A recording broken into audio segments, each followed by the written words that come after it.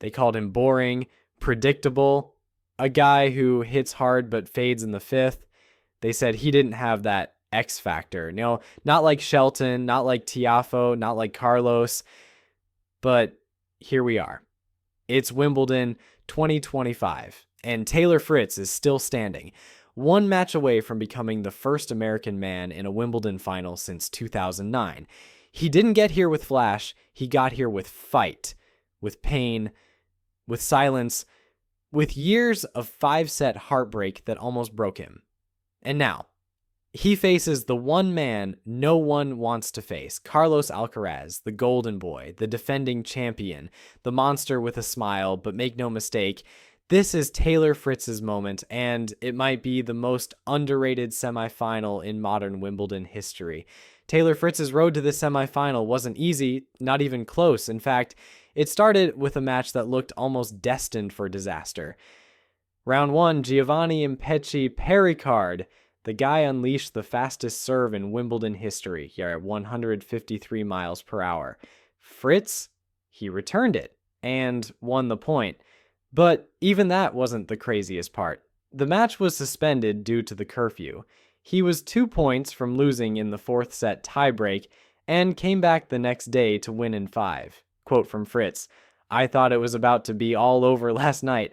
I'm just really happy to get through." Round 2, Gabriel Diallo, another 5-set war, 25 aces, ridiculous shot making, and again, Fritz held his nerve. "I had to be near perfect with my chances," he said. Round 3, Davidovich Fokina. First real breather, a 4-set win with dominant stretches. Round 4, Jordan Thompson. Ended early due to Thompson's retirement, giving Fritz some much-needed rest. Quarterfinal, Karen Khachanov. This was the one. Fritz went up 2 sets, then dropped the third one to 6.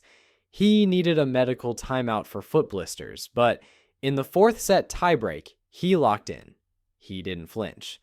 This time, he made it count.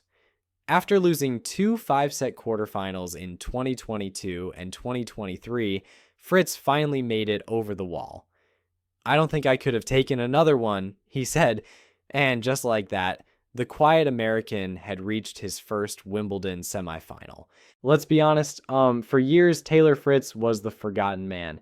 He didn't dance like Monfils, didn't talk trash like Kyrgios, didn't have the slam runs like Shelton or the crowd energy of Tiafoe. Even when he won, no one made a big deal.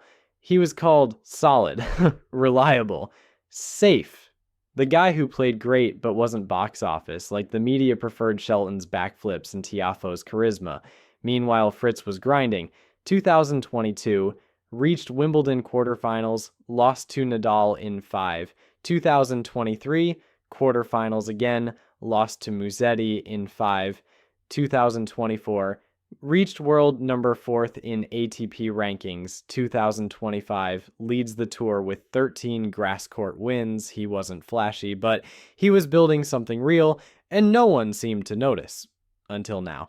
Now comes the mountain, Carlos Alcaraz, the defending Wimbledon champion, the Roland Garros king, 23-match winning streak, peak confidence, peak chaos, and let's not forget, he's already beaten Fritz twice. 2023 Miami Open, 6-4, 6-4, 2023 Cincinnati, 6-4, 6-3 straight sets both times. But Fritz was never outclassed, just outclutched. And now, for the first time, they meet on grass, a surface where Fritz has been thriving, where his serve skids, not bounces, where he's 13-1 this season. Carlos has dropped only 1 set since round 1, but he hasn't faced a server like Fritz, a guy who just hit 16 aces in the quarterfinal and won 90% of his first serve points in sets 1 and 2. If Carlos is the wall, then Fritz is bringing a sledgehammer. Let's talk about the elephant in the room. If Ben Shelton were in this semifinal, ESPN would be all over it. If Frances Tiafoe were here, there'd be dance montages and podcast clips. But Fritz, the guy who quietly reached world number 1, 4, won Indian Wells, and now leads the tour on grass, he gets a shrug. It's not his fault. Fritz is composed, thoughtful, low-key. He doesn't give them chaos. He gives them wins. And when he finally made this semifinal, the headlines weren't about him. They were about who Alcaraz would face in the final. That's why this match matters. It's not just a semifinal, it's a chance to break through a wall that's more than just Carlos Alcaraz. It's a wall built from years of silence and doubt. If Fritz wins this, everything changes. He won't just be the first American in a Wimbledon final since Andy Roddick in 2009.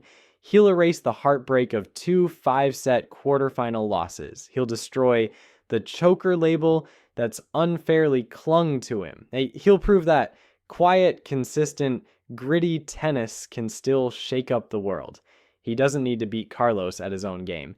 He just needs to do what he's done all year. Serve big, stay calm, pick his moments, trust his growth, and if he loses, he'll still walk away having done something real. He earned this run, not with drama, but with depth, with character, and for once, people are starting to see that. I'll be honest, I didn't think Fritz would make it this far.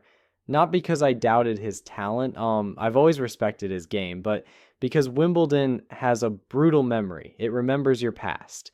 And for Fritz, that meant 2 5-set heartbreaks and a reputation for folding under pressure. But this year, he flipped the script. I saw something different in that first round. Down 2 sets, facing 153-mile-per-hour bombs. He didn't panic. He dug in. He believed. Then came Diallo, then Fokina, then Kachanov. Each time he showed something we haven't seen from him in years. Steel. It's like all those losses finally taught him how to win. And now, for the first time, I believe he belongs here. Not just as a semifinalist, but as a potential Wimbledon finalist. There's something heavier that Taylor Fritz carries. A weight that has nothing to do with rankings or rallies. It's been 21 years since an American man won a Grand Slam. Andy Roddick, 2003, that's the last time. Since then, it's been heartbreak after heartbreak. Quarterfinals, semifinals, always close, never enough.